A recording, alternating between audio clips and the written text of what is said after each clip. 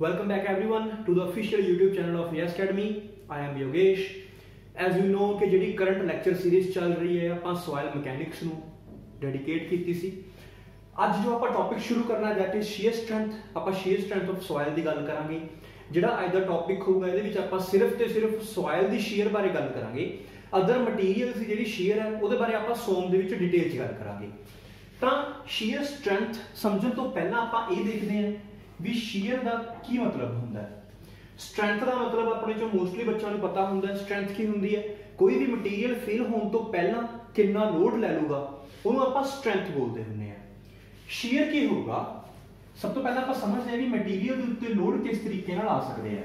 ਉਹਦੇ ਵਿੱਚੋਂ ਹੀ ਇੱਕ ਲੋਡ ਸ਼ੀਅਰ ਦਾ ਹੋਊਗਾ ਕਿ ਉਹ ਆਪਾਂ ਨੂੰ ਕਲੀਅਰ ਹੋ ਜਾਊਗਾ। ਫॉर एग्जांपल ਇਹ ਕੋਈ ਵੀ ਇੱਕ ਸੋਇਲ ਮਾਸ ਹੈ, ਇਹਦੇ ਉੱਪਰੋਂ ਮੈਂ ਕੁਝ ਲੋਡ ਅਪਲਾਈ ਕੀਤਾ। ਜੇ ਲੋਡ ਉੱਪਰੋਂ ਅਪਲਾਈ ਕਰੂੰਗਾ ਤਾਂ ਨੀਚੋਂ ਇਹਨੂੰ ਕੋਈ ਨਾ ਕੋਈ ਰਿਐਕਸ਼ਨ ਜ਼ਰੂਰ ਮਿਲੂਗਾ। ਤਾਂ ਇਸ ਤਰੀਕੇ ਦੀ ਲੋਡਿੰਗ ਦੇ ਕੇਸ 'ਚ ਕੀ ਹੋਊਗਾ? ਜਿਹੜਾ ਇਹ ਲੋਡ ਸੋਇਲ ਨੂੰ ਕੰਪਰੈਸ ਕਰਨ ਦੀ ਕੋਸ਼ਿਸ਼ ਕਰ ਰਿਹਾ, ਦਬਾਉਣ ਦੀ ਕੋਸ਼ਿਸ਼ ਕਰ ਰਿਹਾ ਹੈ, ਇਸ ਲੋਡਿੰਗ ਨੂੰ ਆਪਾਂ ਬੋਲਦੇ ਹਾਂ ਕੰਪਰੈਸਿਵ ਲੋਡਿੰਗ। ਮੋਸਟਲੀ ਬੱਚਿਆਂ ਨੂੰ ਪਤਾ ਹੋਊਗਾ ਇਹਦੇ ਬਾਰੇ। ਕੰਪਰੈਸਿਵ ਲੋਡਿੰਗ ਹੁੰਦੀ ਹੈ ਇਹ। ਹੁਣ ਕੰਪਰੈਸਿਵ ਲੋਡਿੰਗ ਦੇ ਕੇਸ 'ਚ ਸ਼ੀਅਰ ਕਿਵੇਂ ਐਕਟ ਕਰਦਾ ਹੈ? ਦੇਖੋ फॉर एग्जांपल मैं एक प्लेन कंसीडर किया लाइक दिस। कोई भी इमेजिनरी प्लेन मैं इत्थे कंसीडर किया तो हुण इस प्लेन दे जस्ट इस साइड ते जे आपां देखिए तो जिहड़ा लोड की कोशिश कर रही है भी इस प्लेन दे इस साइड वाले पार्टिकल्स नूं मैं नीचे मूव करवा दा। क्लियर?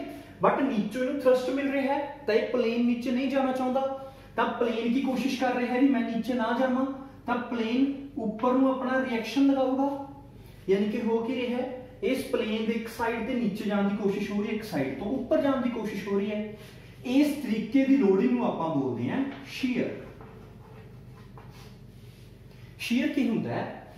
जदों आपां किसी भी एक मटीरियल दे विच जदों लोड अप्लाई करते हैं तो उहदे विच कोई ऐदां दा प्लेन बन जे जिस प्लेन दे अकॉर्डिंग एक साइड तो लोड उहनूं ऊपर नूं मूव करवाउण दी कोशिश करे ते दूजी साइड तो नीचे नूं मूव करवाउण दी कोशिश करे। हॉरिजॉन्टली ये लोड किवें अप्लाई होगा?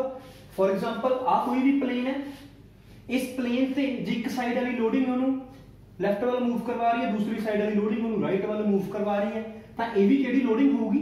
शीयर लोडिंग होगी। शीयर लोडिंग की है?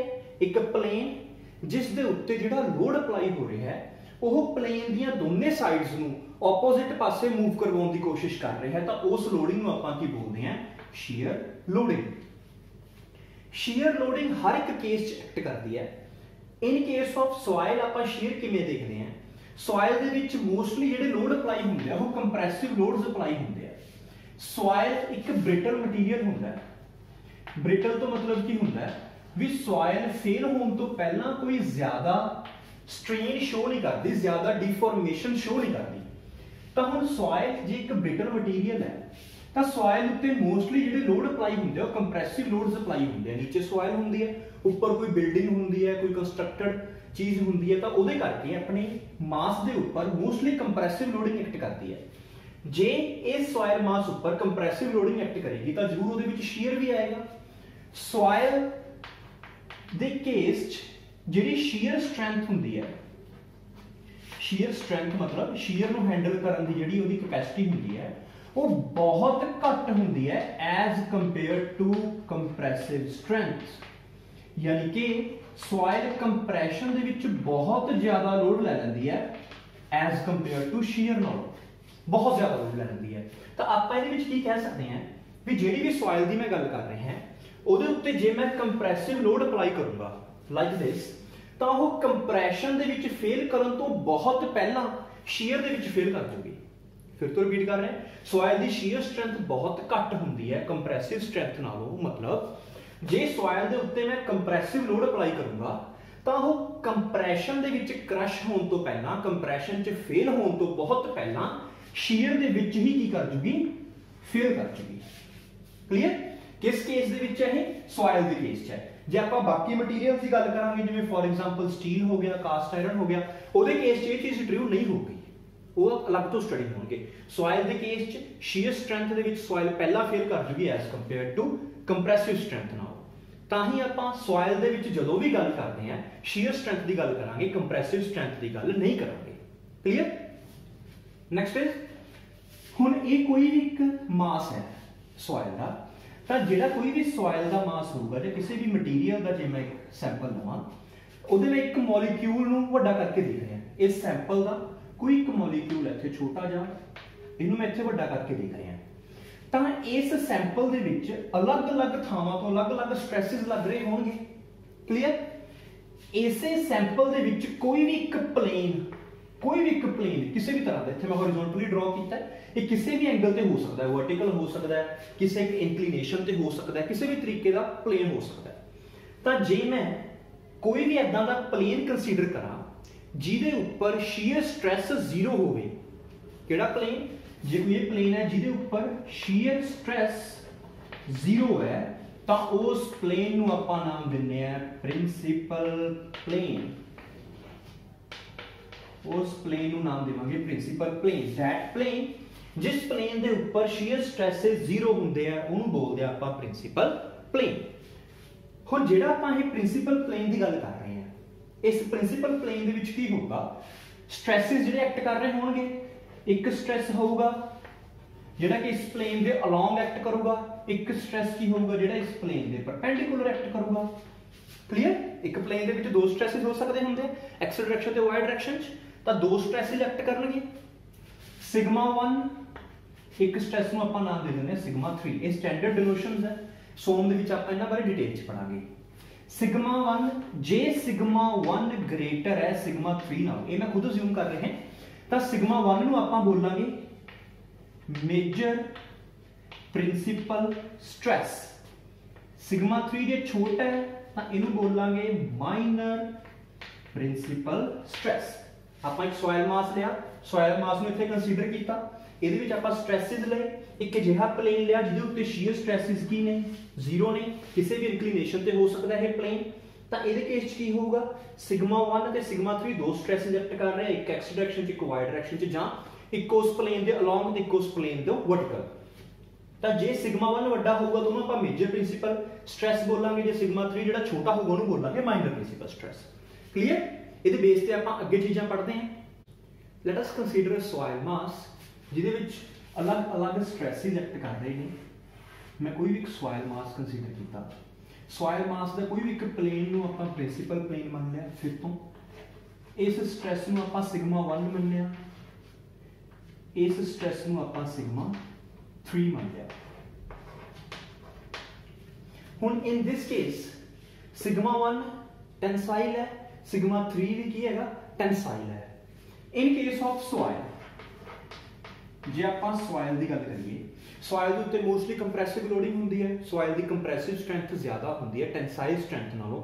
ਜਾਂ ਆਪਾਂ ਇਹ ਕਹਿ ਸਕਦੇ ਹਾਂ ਸੋਇਲ ਦਾ ਜਿਹੜਾ ਮੇਜਰ ਪਰਪਸ ਹੁੰਦਾ ਉਹ ਕੰਪਰੈਸਿਵ ਲੋਡ ਹੈਂਡਲ ਕਰਨਾ ਹੁੰਦਾ ਹੈ। ਤਾਂ ਆਪਾਂ ਕੀ ਕਹਿ ਸਕਦੇ ਹਾਂ, ਸੋਇਲ ਦੇ ਕੇਸ 'ਚ ਜਿਹੜੇ ਮੇਰੇ ਕੰਪਰੈਸਿਵ ਸਟ੍ਰੈਸ ਹੋਣਗੇ ਉਹਨਾਂ ਨੂੰ ਆਪਾਂ ਪੋਜ਼ਿਟਿਵ ਮੰਨਾਂਗੇ, ਜਿਹੜੇ ਮੇਰੇ ਟੈਂਸ਼ਨ ਸਟ੍ਰੈਸਸ ਹੋਣਗੇ ਉਹਨਾਂ ਨੂੰ ਆਪਾਂ ਨੈਗੇਟਿਵ ਮੰਨਾਂਗੇ। ਕਲੀਅਰ? ਹੁਣ ਸ਼ੀਅਰ ਹੈ, ਸ਼ੀਅਰ ਦਾ ਵੀ ਪੋਜ਼ਿਟਿਵ ਨੈਗੇਟਿਵ ਕੋਈ ਨਾ ਕੋਈ ਸਾਈਨ ਹੋਊਗਾ। ਤਾਂ ਸ਼ੀਅਰ ਦੇ ਕੇਸ 'ਚ ਜਿਹੜਾ ਵੀ ਸਟ੍ਰੈਸ ਆਪਣੀ ਬਾਡੀ ਨੂੰ ਕਲੌਕਵਾਈਜ਼ ਰੋਟੇਟ ਕਰੂਗਾ, ਕਲੌਕਵਾਈਜ਼, ਉਹਨੂੰ ਪੋਜ਼ਿਟਿਵ, ਜਿਹੜਾ ਐਂਟੀ ਕਲੌਕਵਾਈਜ਼ ਰੋਟੇਟ ਕਰੂਗਾ ਉਹਨੂੰ negative.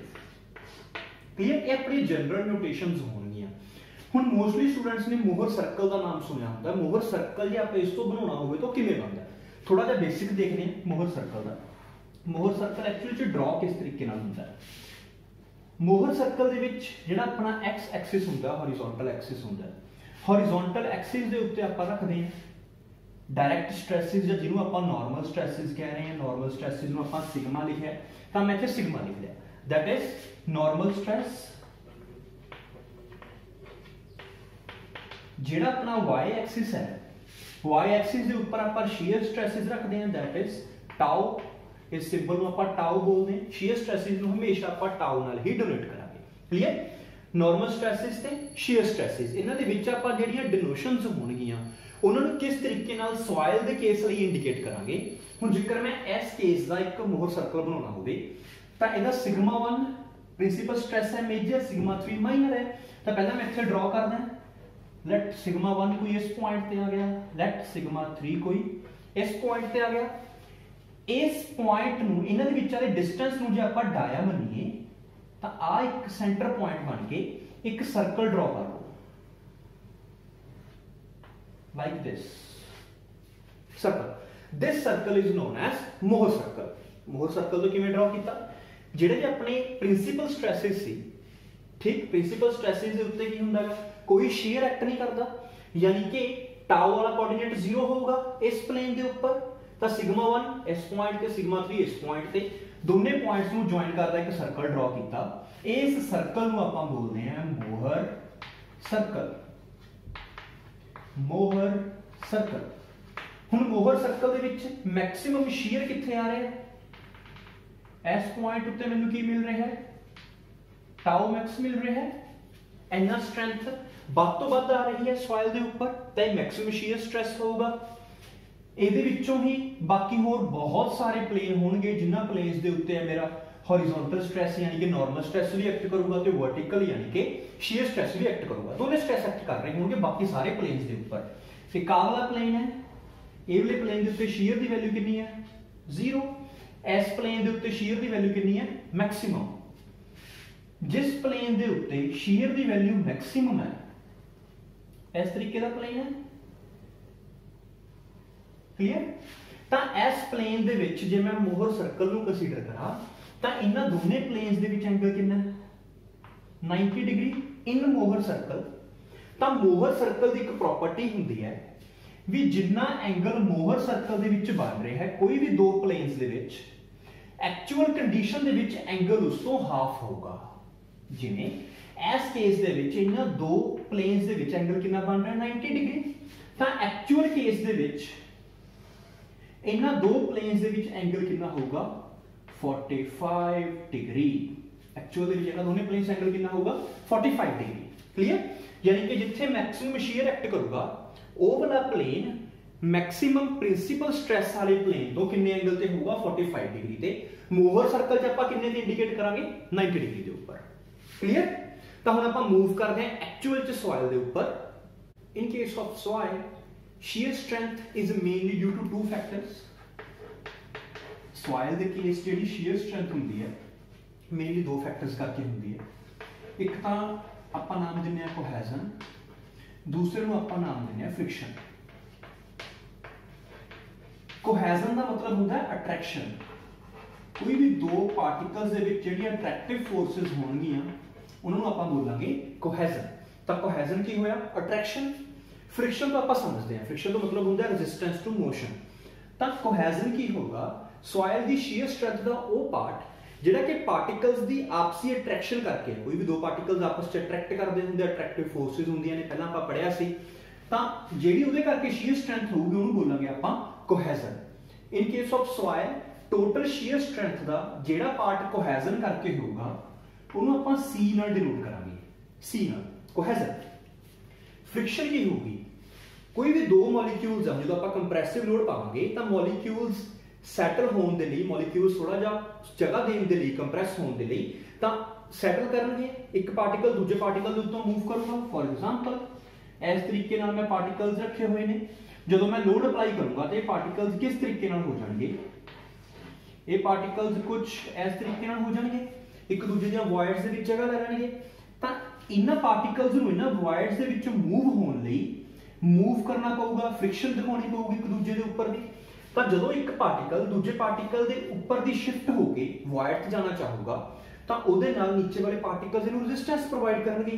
That resistance is known as friction. हुण जिहड़ी इह फ्रिक्शन हुंदी है इहदा जिहड़ा पार्ट होऊगा स्ट्रेंथ च इहनूं आपां फाई नाल डिनोट करांगे।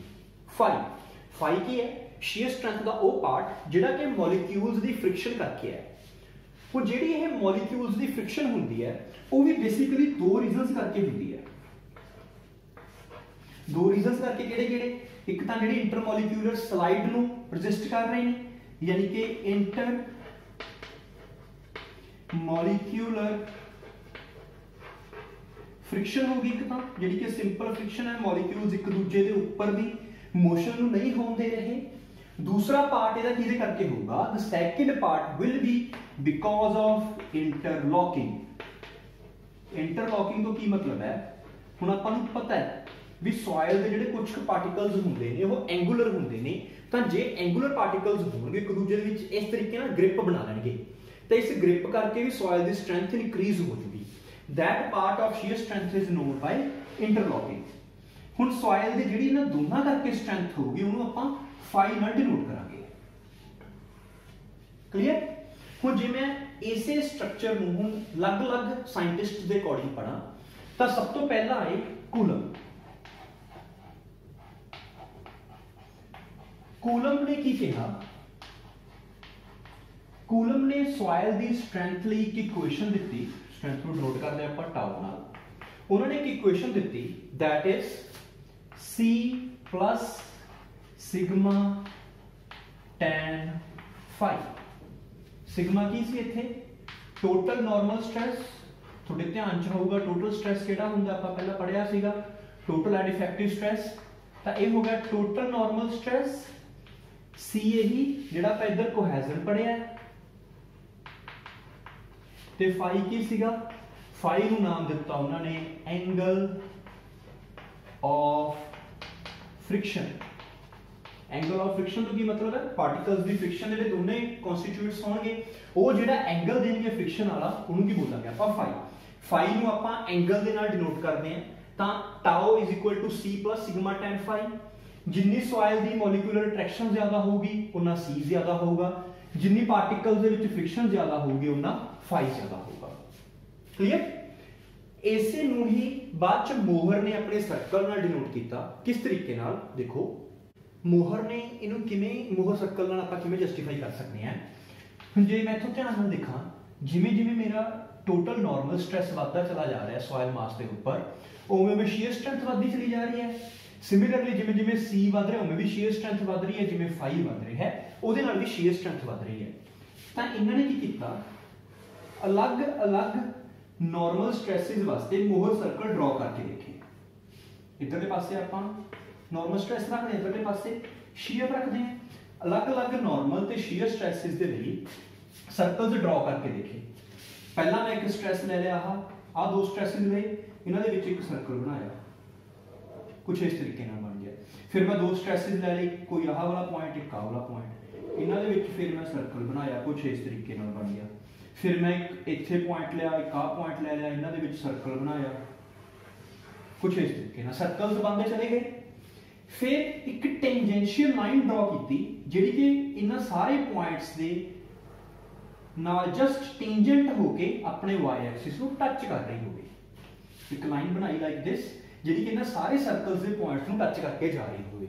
ਜੇ ਤੁਸੀਂ ਅੱਗੇ ਵੀ ਹੋਰ ਸਟ੍ਰੈਸ ਕੰਡੀਸ਼ਨਸ ਬਣਾਓਗੇ ਉਹ ਸਾਰੀਆਂ ਇਸ ਲਾਈਨ ਦੇ ਨਾਲ ਟੱਚ ਹੋ ਕੇ ਜਾਣਗੀਆਂ ਐਗਜ਼ੈਕਟਲੀ। ਤਾਂ ਇਸ ਗ੍ਰਾਫ ਦੇ ਵਿੱਚ ਇਹਨਾਂ ਨੇ ਕਿਹੜੀ ਚੀਜ਼ ਨੂੰ ਸੀ ਕਿਹਾ? ਜੇ ਤੁਸੀਂ ਇਸ ਇਕੁਏਸ਼ਨ ਨੂੰ ਇਸ ਇਕੁਏਸ਼ਨ ਦੇ ਨਾਲ ਕੰਪੇਅਰ ਕਰੋ ਤਾਂ ਕਿਵੇਂ ਕੰਪੇਅਰ ਹੋ ਪਾ ਰਹੀ ਹੈ? Like this. ਜਿਹੜਾ ਆਵਲਾ ਕੋਆਰਡੀਨੇਟ ਹੈ, this coordinate is called C, that is cohesion C। ਤਾਂ ਆਵਲੀ ਜਿਹੜੀ ਸਲੋਪ ਹੋਊਗੀ ਇਹਨੂੰ ਆਪਾਂ ਕੀ ਬੋਲਾਂਗੇ ਹੁਣ? ਸਿਗਮਾ ਮਤਲਬ ਕੀ ਹੈ? ਕੋਆਰਡੀਨੇਟ ਕਿਹੜਾ? ਹੌਰੀਜ਼ੌਂਟਲ ਵਾਲਾ। ਸਿਗਮਾ ਨੂੰ tan phi ਨਾਲ ਮਲਟੀਪਲਾਈ ਕਰਕੇ y ਦੇ ਕੋਆਰਡੀਨੇਟ ਨਿਕਲ ਰਹੇ ਹੈ। ਕਲੀਅਰ? ਯਾਨੀ ਕਿ ਆਵਲੀ ਸਲੋਪ ਨੂੰ ਆਪਾਂ ਬੋਲਦੇ ਹਾਂ, ਜੇਕਰ ਮੈਂ ਇੱਥੇ ਜੇ ਬਣਾਦਾ, ਆਵਲੀ ਜਿਹੜੀ ਸਲੋਪ ਹੁੰਦੀ ਹੈ phi, that is phi। ਤਾਂ ਇਸ ਇਕੁਏਸ਼ਨ ਨੂੰ ਆਪਾਂ ਗ੍ਰਾਫਿਕਲੀ ਕਿਵੇਂ ਇੰਡੀਕੇਟ ਕੀਤਾ? ਟਾਓ ਤੇ ਸਿਗਮਾ ਦੇ ਵਿੱਚ ਇੱਕ ਗ੍ਰਾਫ ਬਣਾਇਆ, ਅਲੱਗ-ਅਲੱਗ ਸਟ੍ਰੈਸ ਕੰਡੀਸ਼ਨਸ ਦੇ ਉੱਪਰ 1 2 3 4 ਇਹਦਾ ਸਰਕਲਸ ਡਰਾ ਕਰਦੇ ਚਲੇ ਗਏ। ਉਹਨਾਂ ਸਰਕਲਸ ਦੇ ਉੱਤੇ ਜਸਟ ਇੱਕ ਟੈਂਜੈਂਟ ਹੋਏਗੀ ਜਿਹੜੀ ਲਾਈਨ ਤੇ y ਐਕਸਿਸ ਤੇ ਮੀਟ ਕਰੇਗੀ, ਉਹ ਲਾਈਨ ਸੋਇਲ ਦੀ ਸ਼ੀਅਰ ਸਟਰੈਂਥ ਨੂੰ ਇੰਡੀਕੇਟ ਕਰੇਗੀ। ਕਲੀਅਰ? ਜਿਹੜਾ ਕੋਆਰਡੀਨੇਟ y ਐਕਸਿਸ ਤੇ ਹੋਏਗਾ ਉਹਨੂੰ ਆਪਾਂ ਬੋਲਦੇ ਹਾਂ C, ਕੋਹੈਜ਼ਨ। ਸਿਗਮਾ ਨੀਚੇ ਡਰਾ ਹੋ ਰਿਹਾ, ਜਿਹੜੀ ਉਸ ਲਾਈਨ ਦੀ ਸਲੋਪ ਹੋਊਗੀ that is known as phi। ਇਸੇ ਲਾਈਨ ਨੂੰ ਆਪਾਂ ਫੇਲਰ ਕ੍ਰਾਈਟੇਰੀਆ ਆਫ ਸੋਇਲ ਵੀ ਬੋਲਦੇ ਹਾਂ। Failure criteria of soil. Failure criteria of soil ਮਤਲਬ ਜੇ ਤੁਹਾਡੀ ਸਟ੍ਰੈਸ ਕੰਡੀਸ਼ਨ ਦਾ ਜਿਹੜਾ ਸਰਕਲ ਹੈ ਉਹ ਇਸ ਲਾਈਨ ਤੋਂ ਬਾਹਰ ਜਾ ਰਿਹਾ ਹੈ, ਜਾਂ ਕੋਈ ਵੀ ਇਦਾਂ ਦੀ ਸਟ੍ਰੈਸ ਕੰਡੀਸ਼ਨ ਵਾਲਾ ਪੁਆਇੰਟ ਹੈ ਜਿਹੜਾ ਕਿ ਇਸ ਲਾਈਨ ਤੋਂ ਬਾਹਰ ਹੈ, ਇਸ ਲਾਈਨ ਤੋਂ ਉੱਪਰ ਹੈ, ਤਾਂ ਉਸ ਕੇਸ ਦੇ ਵਿੱਚ ਸੋਇਲ ਕੀ ਕਰ ਜੂਗੀ? ਫੇਲ ਕਰ ਜੂਗੀ। फिर तो रिपीट कर रहे हैं, जे तुहाडी स्ट्रेस कंडीशन इस तरीके नाल है कि वो कंडीशन इस लाइन तो ऊपर जा रही है, इस लाइन तो बाहर जा रही है, तो उस केस दे विच अपनी सॉइल की कर चुकी, फेल कर चुकी। क्लियर? तो in case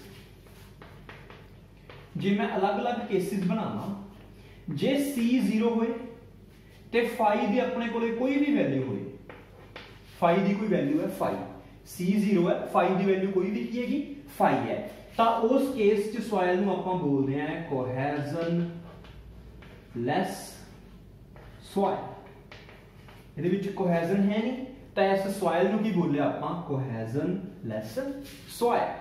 next is J C the value कोई C होवे पर फाई 0 होवे, जे फाई 0 होवे तो इहनूं आपां बोलदे हैं फ्रिक्शन लेस सॉइल, जां इसे सॉइल नूं आपां प्योरली कोहेसिव सॉइल भी बोल दिंदे हैं। प्योरली कोहेसिव मतलब जिहदी कि कल्ले कोहेसिव करके स्ट्रेंथ होगी, ਉਹਨੂੰ ਆਪਾਂ प्योरली कोहेसिव सॉइल भी बोल ਦਿੰਦੇ हैं। C ਦੀ वैल्यू कोई C है, फाई ਦੀ वैल्यू ਕੀ ਹੈ ਆਪਣੇ ਕੋਲੇ 0 ਹੋਊਗੀ। ਇਹ ਦੋ ਕੇਸਿਸ ਹੋਣਗੇ। ਜਨਰਲ ਕੇਸ ਕਿਹੜਾ ਹੁੰਦਾ ਜਿਹਦੇ ਵਿੱਚ C ਦੀ ਵੀ ਕੋਈ ਵੈਲਿਊ ਹੁੰਦੀ ਹੈ, फाई ਦੀ ਵੀ ਵੈਲਿਊ ਹੁੰਦੀ ਹੈ, ਉਹਨੂੰ ਆਪਾਂ C फाई सॉइल बोल ਦਿੰਦੇ हैं। C भी होगी, फाई भी होगी। C फाई सॉइल कल्ला फाई होगा, फाई सॉइल ਜਾਂ कोहेजनलेस सॉइल, कल्ला C होगा ਤਾਂ ਉਹਨੂੰ फ्रिक्शनलेस सॉइल ਜਾਂ purely cohesive soil. Mohr circle ਦੇ ਵਿੱਚ ਜੇ ਮੈਂ ਇਹਨਾਂ ਅਲੱਗ-ਅਲੱਗ ਕੇਸਿਸ ਨੂੰ ਇੰਡੀਕੇਟ ਕਰਨਾ ਹੋਵੇ ਤਾਂ ਆਪਾਂ ਈਜ਼ੀਲੀ ਇੰਡੀਕੇਟ ਕਰ ਸਕਦੇ ਹਾਂ। C 0 ਹੋਣ ਦਾ ਕੀ ਮਤਲਬ ਹੈ? ਲਾਈਨ ओरिजिन ਤੋਂ ਸ਼ੁਰੂ ਹੋਊਗੀ। फाई 0 ਹੋਣ ਦਾ ਮਤਲਬ ਕੀ ਹੈ? ਸਲੋਪ 0 ਹੈ, ਯਾਨੀ ਕਿ ਲਾਈਨ ਕੀ ਹੋਊਗੀ? ਹੌਰੀਜ਼ੌਂਟਲ ਹੋਊਗੀ। ਕਲੀਅਰ? ਹੁਣ ਜੇ ਆਪਾਂ ਇਹਨਾਂ ਦੇ ਯੂਨਿਟਸ ਦੇਖਣੇ ਹੋਣ, ਟਾਊ ਦਾ ਸਟ੍ਰੈਸ ਹੈ ਤਾਂ ਸਟ੍ਰੈਸ ਦੇ ਯੂਨਿਟਸ ਹੁੰਦੇ ਆ ਕਿਲੋ ਨਿਊਟਨ ਪਰ ਮੀਟਰ ਸਕੁਆਇਰ ਸਟ੍ਰੈਸ ਹੈ। C ਦੇ ਯੂਨਿਟਸ ਕੀ ਹੋਣਗੇ? C ਦੇ ਯੂਨਿਟਸ ਵੀ ਟਾਊ ਨਾਲ ਦੇ ਹੋਣਗੇ, ਫਿਰ ਹੀ ਸੇਮ ਕੁਆਂਟੀਟੀਜ਼ ਐਡ ਹੋਣਗੀਆਂ, ਤਾਂ ਇਹਦੇ ਵੀ ਕੀ ਹੋਣਗੇ? ਕਿਲੋ ਨਿਊਟਨ ਪਰ ਮੀਟਰ ਸਕੁਆਇਰ। फाई ਤਾਂ एंगल है ਤਾਂ ਇਹਦੇ ਯੂਨਿਟਸ ਕੀ ਹੋਣਗੇ? डिग्री।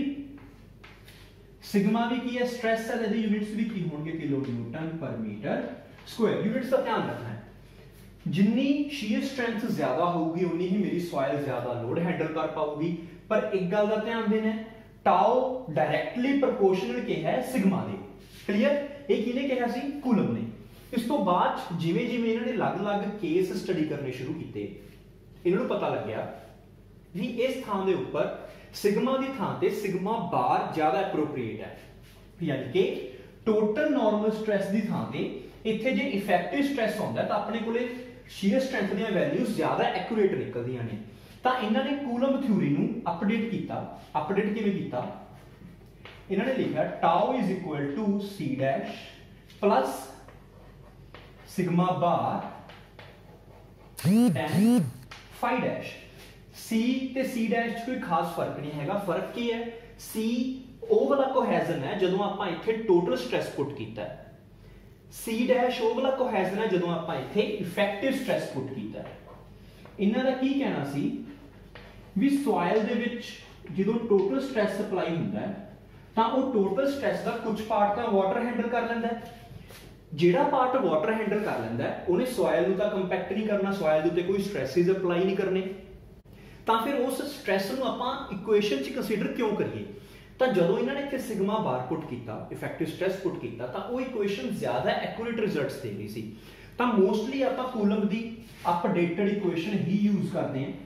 ਜਿਹੜੇ ਆਪਾਂ ਨੂੰ ਕੋਹੈਜ਼ਨ ਦੀਆਂ ਵੈਲਿਊਜ਼ ਪ੍ਰੋਵਾਈਡਡ ਹੁੰਦੀਆਂ ਨੇ ਉਹ ਵੀ ਇਸ ਇਕੁਏਸ਼ਨ ਦੇ ਅਕੋਰਡਿੰਗ ਹੀ ਪ੍ਰੋਵਾਈਡਡ ਹੁੰਦੀਆਂ ਨੇ। ਜਿਹੜਾ ਇੱਥੇ ਸਿਗਮਾ ਬਾਰ ਪ੍ਰੋਵਾਈਡਡ ਹੈ ਆਪਾਂ ਨੂੰ, ਸਿਗਮਾ ਬਾਰ ਕਿਵੇਂ ਕੱਢਿਆ ਸੀ ਆਪਾਂ? Total stress sigma minus mu. Mu ਇੱਥੇ ਕੀ ਹੁੰਦਾ ਸੀਗਾ? Pore water pressure. क्लियर? तो अज आप की देखा शीयर की होंगे, कंप्रेसिव स्ट्रेसिस, अलग अलग स्ट्रेसिस के केस च शीयर किवें अप्लाई हो जाऊगा, शीयर किवें एक्टिव हो जाऊगा वो देखिया आपां। बाकी आपां ये देखिया भी कूलम्स थ्योरी की कहती है शीयर स्ट्रेंथ नूं लैके, उहनूं आपां ग्राफिकली पढ़ के देखिया भी जिहड़ा सिग्मा बार है इफेक्टिव स्ट्रेस वो ज्यादा एक्यूरेट रिजल्ट्स दिंदा है। सॉइल दी शीयर स्ट्रेंथ किन्ना फैक्टर्स करके हुंदी है आपां वो भी देखिया। क्लियर? नैक्सट वीडियो के विच आपां देखांगे भी किहड़े-किहड़े टैसट हुंदे ने सॉइल दी शीयर स्ट्रेंथ नूं कैलकुलेट करन दे लई। उन्हां टैसटां नूं आपां किवें प्रैक्टिकली परफॉर्म करदे, उन्हां दी किहड़ियां लिमिटेशनस हुंदियां, किहड़े इक्वेशनस यूज हुंदियां। क्लियर? ਤਾਂ ਜਿਨ੍ਹਾਂ ਨੇ ਚੈਨਲ ਨੂੰ ਸਬਸਕ੍ਰਾਈਬ ਨਹੀਂ ਕੀਤਾ ਸਬਸਕ੍ਰਾਈਬ ਕਰ ਲਿਓ। ਜੇ ਕੋਈ ਸਟੱਡੀ ਮਟੀਰੀਅਲ ਦੀ ਲੋੜ ਹੈ ਤਾਂ ਟੈਲੀਗ੍ਰਾਮ ਚੈਨਲ ਚੋਂ WhatsApp ਗਰੁੱਪ ਚੋਂ ਪਿਕ ਕਰ ਸਕਦੇ ਹੋ, ਜਿਹਦੇ ਲਿੰਕਸ ਨੀਚੇ ਡਿਸਕ੍ਰਿਪਸ਼ਨ 'ਚ ਗਿਵਨ ਨੇ। ਚੈਨਲ ਨੂੰ ਸਬਸਕ੍ਰਾਈਬ ਜ਼ਰੂਰ ਕਰ ਲਿਓ। ਆਪਣੇ ਫਰੈਂਡਸ ਦੇ ਨਾਲ ਵੀਡੀਓ ਨੂੰ ਵੱਧ ਤੋਂ ਵੱਧ ਸ਼ੇਅਰ ਕਰੋ ਤਾਂ ਕਿ ਮੈਕਸਿਮਮ ਸਟੂਡੈਂਟਸ ਇਸ ਵੀਡੀਓ ਦਾ ਫਾਇਦਾ ਲੈ ਸਕਣ। Thank you very much.